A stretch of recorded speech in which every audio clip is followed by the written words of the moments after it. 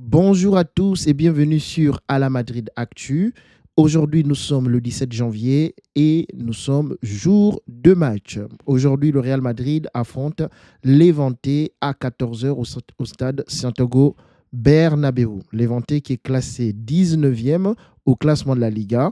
Donc, ça devrait être une rencontre normalement abordable pour le Real Madrid, mais nous connaissons le contexte du club en ce moment, les difficultés dans lesquelles le club se trouve, donc ce qui pourrait peut-être s'avérer finalement être un match plus ou moins compliqué. Alors, donc, pour cette formation, voici les joueurs qui ont été convoqués. Pour les gardiens, nous avons Courtois qui est bel et bien là. Lunin est blessé suite au match contre Albacete mercredi dernier en Coupe du Roi. Donc, suite à des douleurs physiques, il est absent. Nous avons le retour de Carvajal. Nous avons également Alaba qui est là, Asensio, Carreras, Fran Garcia, Hausen et David Jiménez, donc la Cantera, qui est aussi présent parmi les défenseurs convoqués. Au milieu de terrain, Bellingham fait son retour après son absence en Coupe du Roi pour repos apparemment, mais bon, le coach a dit qu'ils avaient des problèmes physiques, voilà pourquoi il n'était pas là ce mercredi. Donc Bellingham de retour dans la liste des convoqués. Camavinga, Valverde, Tchouaméni également fait son retour. Arda Güler présent. Dani Ceballos, Sestero, donc, qui avait été titulaire contre Albacete ce mercredi en milieu défensif. Et nous avons Palacios aussi de la Cantera et Alvaro Leva aussi de la Cantera qui est donc convoqué pour ce match contre Levante aujourd'hui à 14 heures. Nous avons également en attaque Vinicius Junior, Mbappé, Gonzalo et Mastantuono. Nous verrons avec Mbappé puisque Séléneta, il était quand même blessé. Donc, va-t-il jouer ou ne va-t-il pas jouer? Nous le verrons un peu plus tard par rapport aux informations que nous avons. Donc, nous noterons quand même l'absence de Rodrigo en attaque et bien d'autres encore absences dans les autres secteurs de jeu. Mais nous y reviendrons dans la suite. Donc, pour les absents, comme nous le disions, nous avons André Lunin qui est absent, Eder Militao qui est toujours blessé depuis plusieurs semaines déjà, et déjà un peu plus de 2 mois déjà pratiquement. Nous avons Antonio Rudiger qui est toujours blessé également, qui est en délicatesse avec sa cuisse. Nous avons aussi Ferland Mendy qui est abonné à l'infirmerie. Bon, lui, finalement, on ne sait même plus qu'est-ce qu'il a. En tout cas, on sait qu'il n'est pas disponible. Donc, voilà. Trent Alexander-Arnold, qui devait plus tarder quand même à faire son retour, donc qui est toujours indisponible. Et Rodrigo, qui rejoint les habituels blessés, si je peux dire, de ces dernières semaines, qui a également des douleurs physiques et donc qui n'a pas pu être retenu pour les joueurs qui vont affronter Levante cet après-midi à partir de 14 heures. Parlons de Kylian Mbappé, qui est bien sûr convoqué. Ici, Marca nous dit que Kylian Mbappé ne jouera pas contre Levante. Il ressent toujours une gêne. Et l'équipe nous dit que Kylian Mbappé a décidé de ne plus prendre de risques avec son genou blessé. Il ne reviendra pas tant que sa blessure ne sera pas complètement guérie. Je pense que c'est une bonne décision, qu'il reste ferme sur cette décision parce qu'il y a quand même la Coupe du Monde, il y a encore des échéances.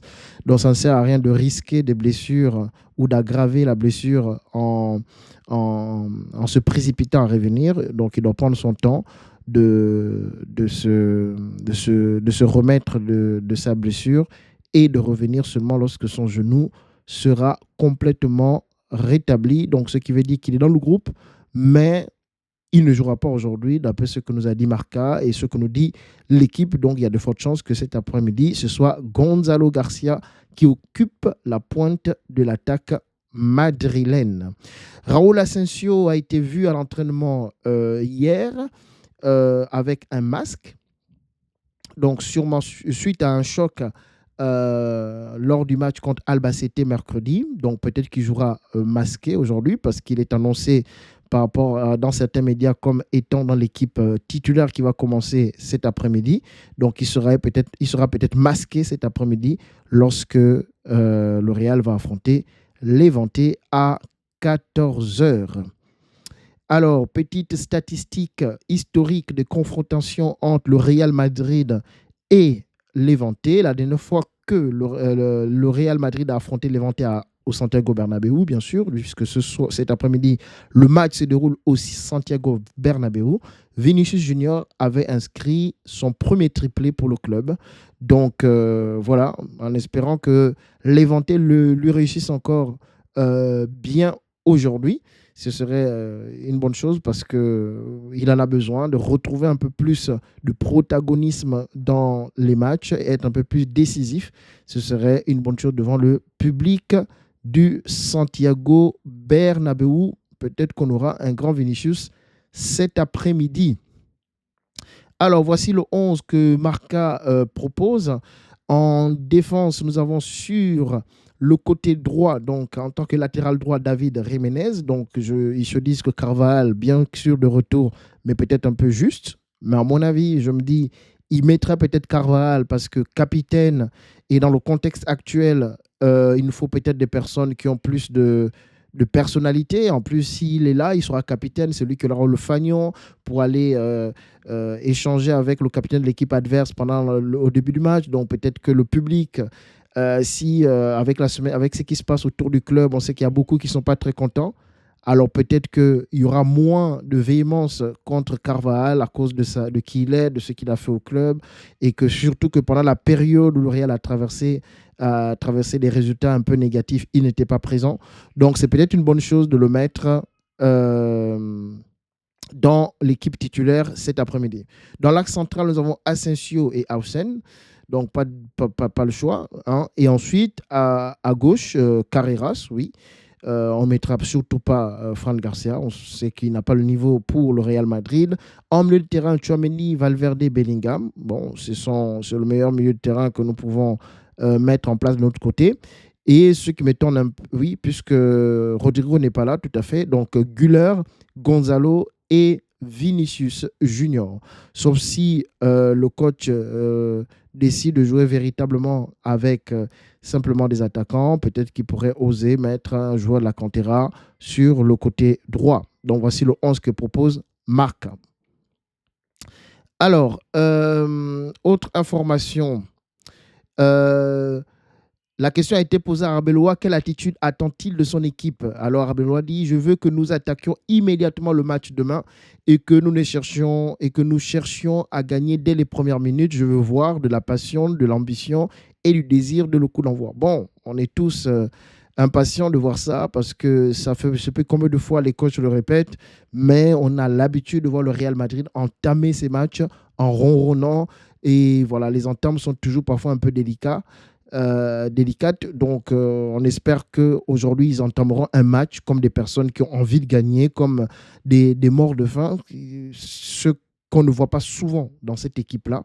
Donc, voilà, on verra bien, on verra bien. Mais ce qui est sûr, c'est qu'avec le contexte actuel, les supporters qui ne sont pas contents, ben, s'ils se mettent à marcher sur le terrain en début du match cet après-midi, à mon avis, ça va siffler.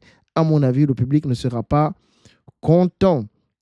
Et parlant de supporters, on nous dit que le Real Madrid a dit aux supporters, en fait, il y a un groupe de supporters qui sont, comment dire, un peu ceux qui animent le stade.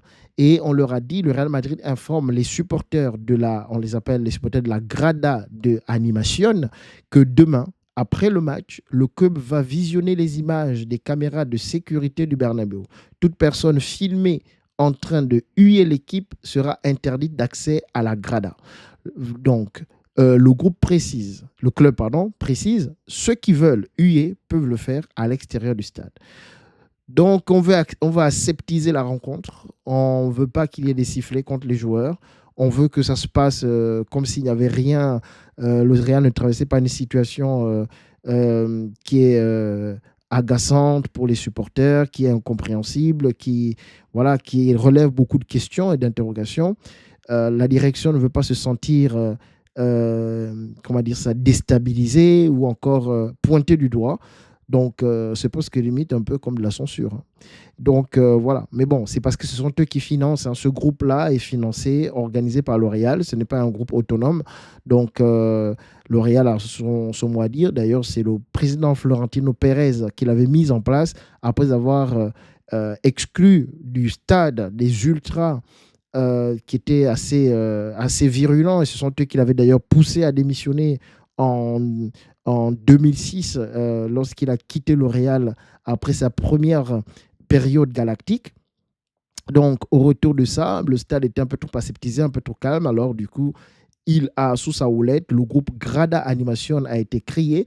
Et donc, c'est un groupe qui est complètement piloté et contrôlé par le Real Madrid. Donc, d'où la raison pour laquelle ils peuvent se permettre de demander à ce groupe d'être plus ou moins bienveillant vis-à-vis des joueurs ou d'être plus virulent. Mais bien sûr qu'ils n'ont pas besoin, ils ne veulent pas que le groupe soit virulent, ils veulent que le groupe soit bienveillant parce que le club veut que ce contexte-là soit géré avec beaucoup de calme et de tranquillité et qu'il n'y ait pas trop de voix qui pointent la mauvaise, comment dire, la mauvaise direction, les mauvaises gestions, ou la mauvaise gestion pardon, du club ces derniers mois ou ces dernières semaines.